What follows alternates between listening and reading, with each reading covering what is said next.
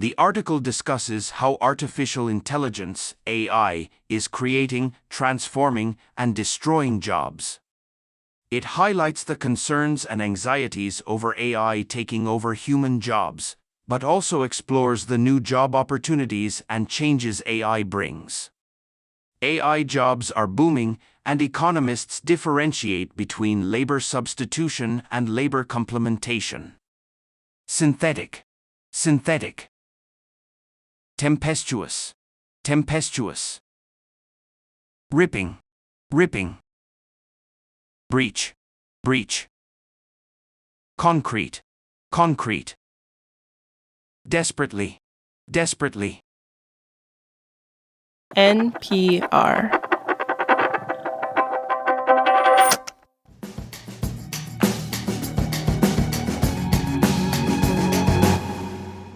It's Jobs Friday. It's that time of the month when the Bureau of Labor Statistics publishes its big jobs report. And last month, the U.S. economy added 199,000 jobs. The unemployment rate fell to 3.7%. Now, this is my new co-host, Robo Cooper, which is a synthetic AI voice replica of our producer, Cooper Katz-McKim. I'm pleased to be here. Good to have you. And the reason I brought you on is because today we're going to home in on your peers, the robots. We're going to look at how AI is rippling through the jobs market. Yes, it's been 1 year since the AI chatbot ChatGPT got released.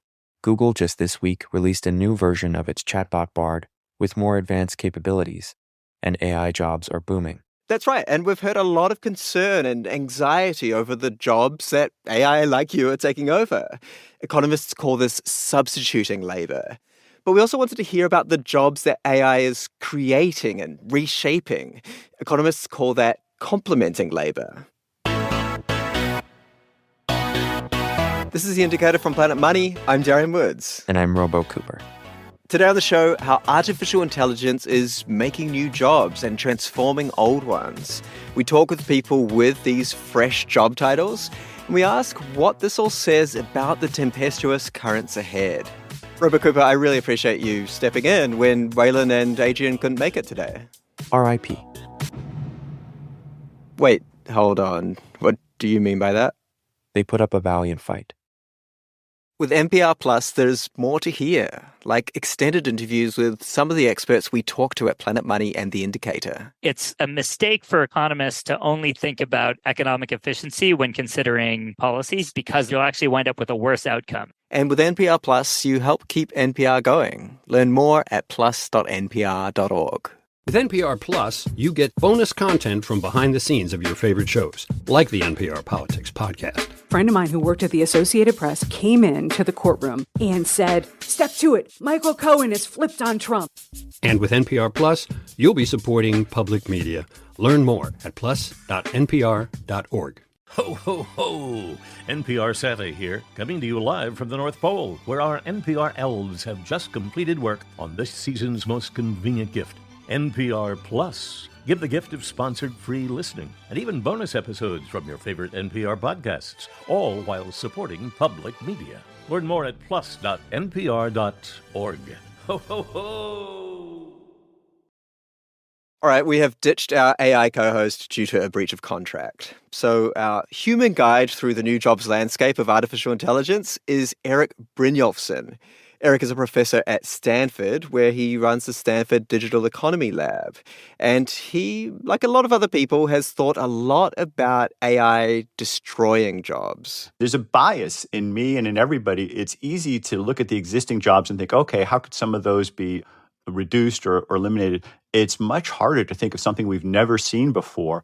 And a year on from the generative AI boom, we can get a concrete picture of what those jobs are starting to look like. There's so much hiring going on in AI. And here in Silicon Valley, I'm being surrounded by companies that are desperately hiring machine learning researchers and other AI researchers. And it's not all advanced computer science jobs like machine learning researchers, the kind of architects of these AI systems. Almost anybody can become an AI trainer, the grunt work, actually checking the AI software is giving good answers. It doesn't always pay amazingly. It's kind of gig work, but it does offer flexibility. And at those higher paid levels, there are completely new jobs being created. One AI-related job posting in New York right now is legal engineering lead. So it's something to do with the law, but also software engineering. Whatever it is, would this job even have existed 5 years ago? Almost definitely no. Kitty Boxall is a legal engineering lead.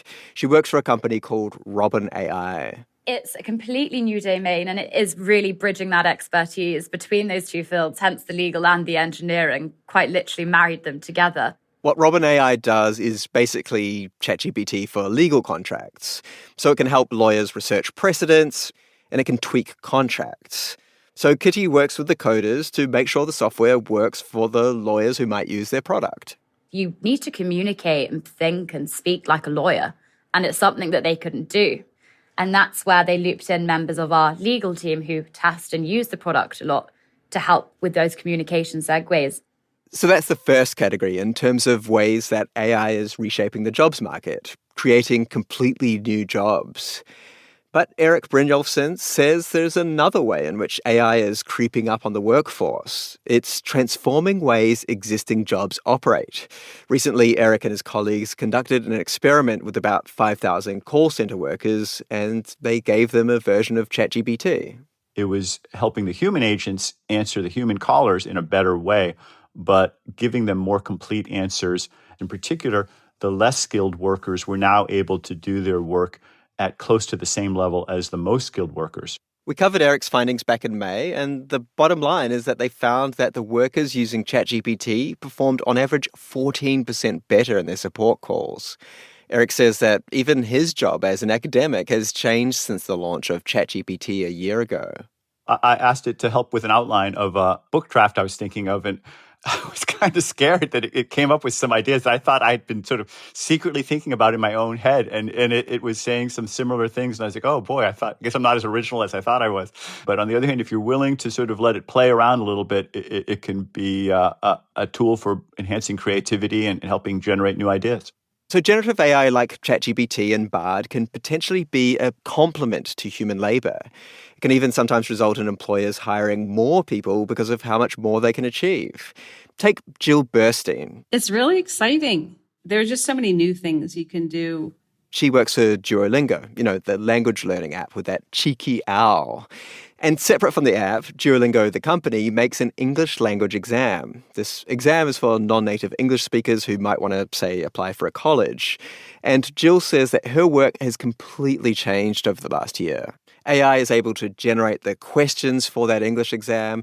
It can assess how well the student speaks English, and it can adapt how long the exam goes based on how well they're doing. With all the automation, Duolingo can cut costs and make it cheaper than comparable exams on the market. I have to keep up, and I have to understand sort of conceptually what's going on and what's possible. And every few months, what's possible changes. It's true. You really have to keep up. I think I read for a living is what I... Right. And beyond jobs that are being reshaped by AI and new AI jobs, there is a third way that Erik Brynjolfsson says that the labour market could be positively changed. AI could create ordinary, non-AI jobs. Like everyday businesses could hire more baristas or carpenters or hairstylists because AI has reduced these firms' costs of doing business. Erik points to possibilities in the future when AI has advanced even further than today. You pointed at, okay, set up a business for me, and it figures out all the steps that are needed, all the legal documents that need to be filled out, the advertising, the web page, the other tasks that need to be put together, so that a human doesn't have to figure all that stuff out.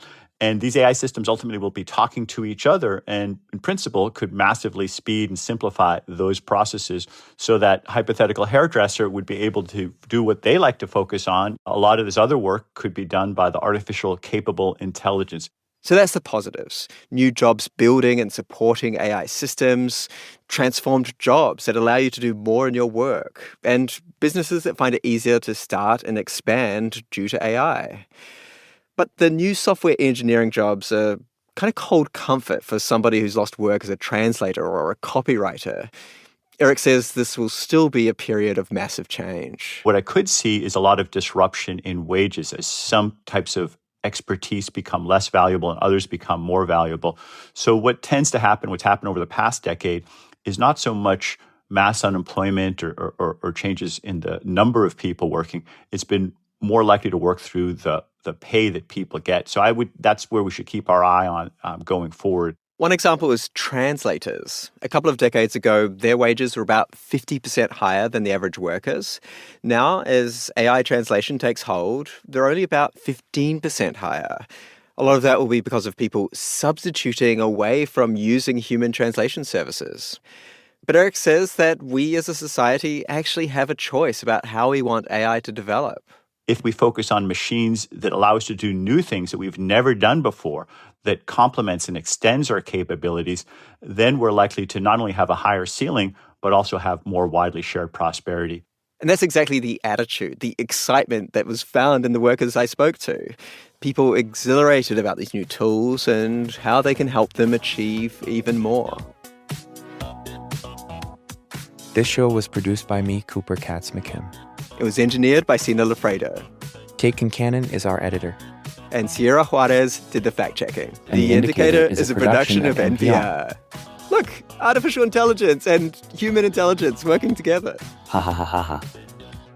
But seriously though, is Waylon and Adrian okay? Ho, ho, ho!